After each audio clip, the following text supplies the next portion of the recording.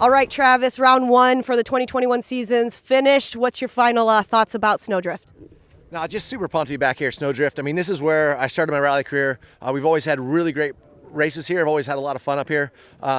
It was slicker than I've ever driven anything, and that's kind of my happy place when we're sliding backwards and kind of on the edge of control. So it was fun. Definitely Brandon Semenuk showed that he's going to be on pace all year, and Barry, I think if we had a different tire strategy going into today, and definitely played dividends.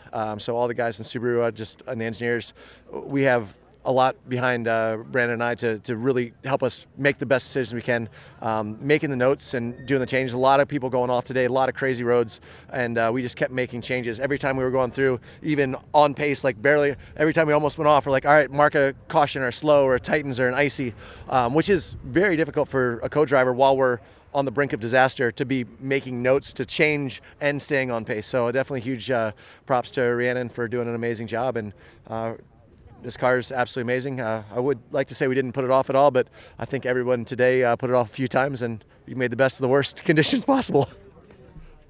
You're one of the very few that said a few of the stages actually made you happy. You're like, jump, jump, jump. This actually makes me happy. Did you see any challenges out there throughout the evening? Obviously, when it got a little bit darker, things started to probably pop out that you didn't notice before.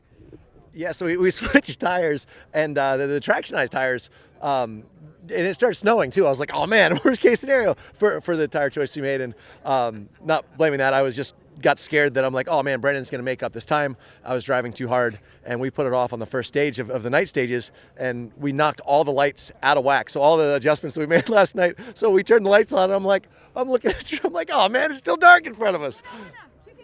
Hey, chicken. Literally.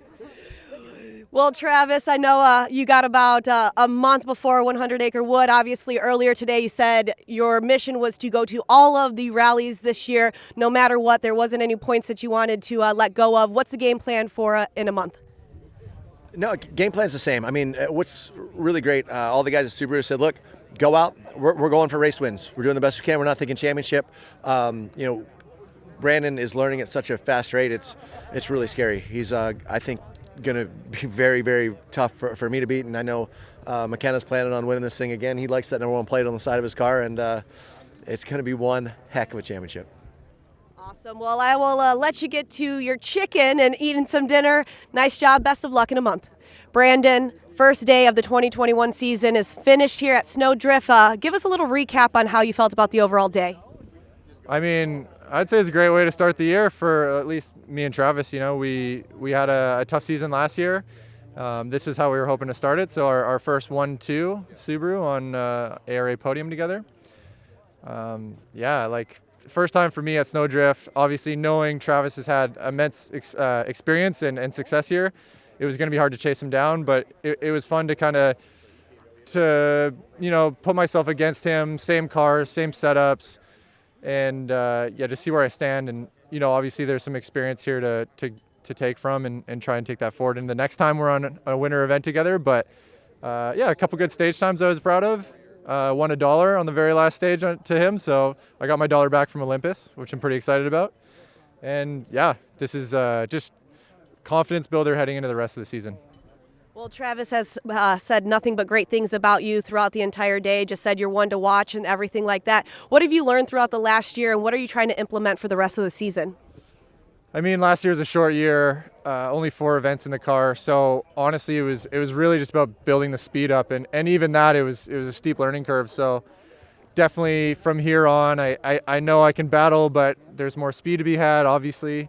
I'm looking forward to some gravel events where I'm a little bit more comfortable.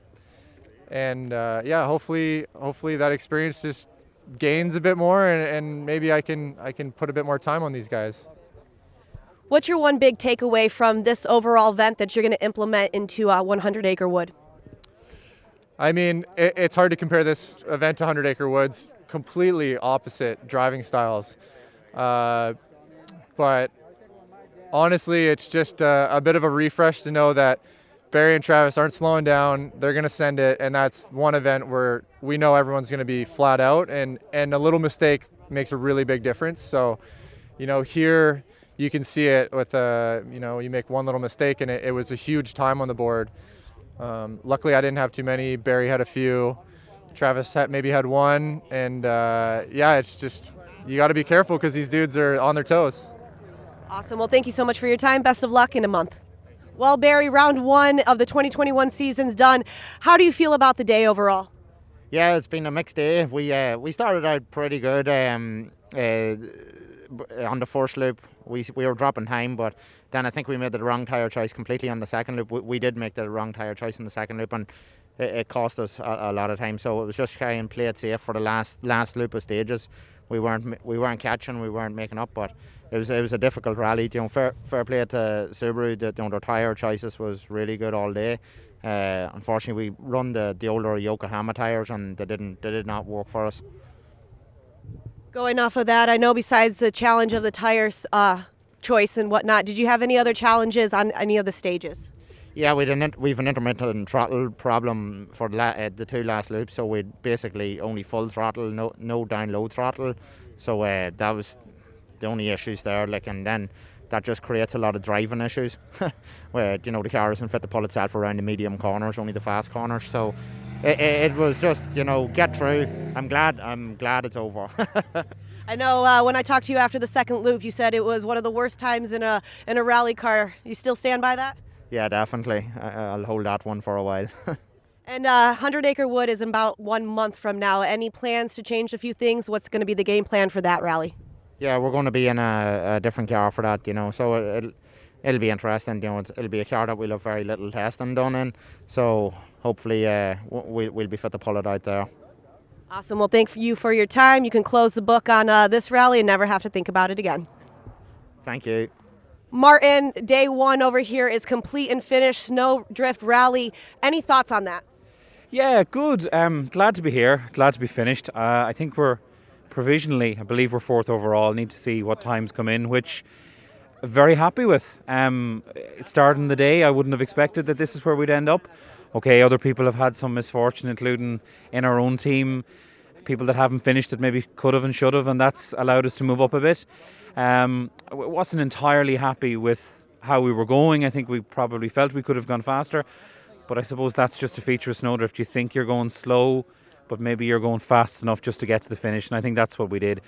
We had problems today with the car, but it wasn't as critical as I suppose it would be in other places, because we were down in power, we were misfiring. It was just a small wiring problem, but maybe sometimes that's, you don't need a huge amount of power here. You just need to drive with your head, and Seamus definitely did that, and the signs are on it because we've come out with a good result.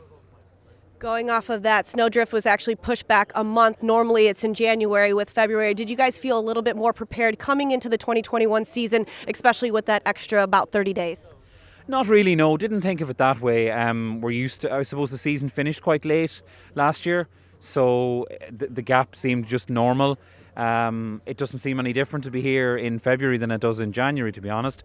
Just that we're here obviously a month later, and the snow is, perhaps the locals say it's a little bit more, that it's maybe all for luck. If we were here in January, we wouldn't have had this amount of snow. So yeah, I think it's fine, and we've got just under a month now to 100 acres, so it's fine. We'll be there. One last thing, obviously, besides the wiring challenges that you saw with the misfires and whatnot, obviously you got that fixed. Did you find any challenges on the stages, or any stage in particular that was a little bit more difficult than the others? Well, I think in hindsight, we think we went with the wrong tyres this morning. Seamus didn't trust his instinct, he said. He made a call. We sort of followed what we thought everyone else was doing. We probably, in hindsight, should have stuck to what we were doing. And then on the last stage, we were a little bit worried with our wiring problem. We were trying not to use the lights because there's quite a draw on the car with the wiring. So we didn't turn the lights on until halfway through the second last stage. And we probably should have practiced that a little bit, because he was pressing a button and I was pressing a button, and I think we were turning them on and turning them off. We probably lost more time than if we just left it. So other than that, no, it was fine. It's something to laugh about now, but when we were a little bit stressed in the middle of the stage looking for the buttons to turn them on, it felt a bit different. So lesson is, obviously we're more used to the Escort. It's a while since we've been in the Evo. We probably should have figured out where the light switch was before we started the rally, not in the middle of a stage. Well, some solid advice. Thank you so much, Martin, for your time. Thank you.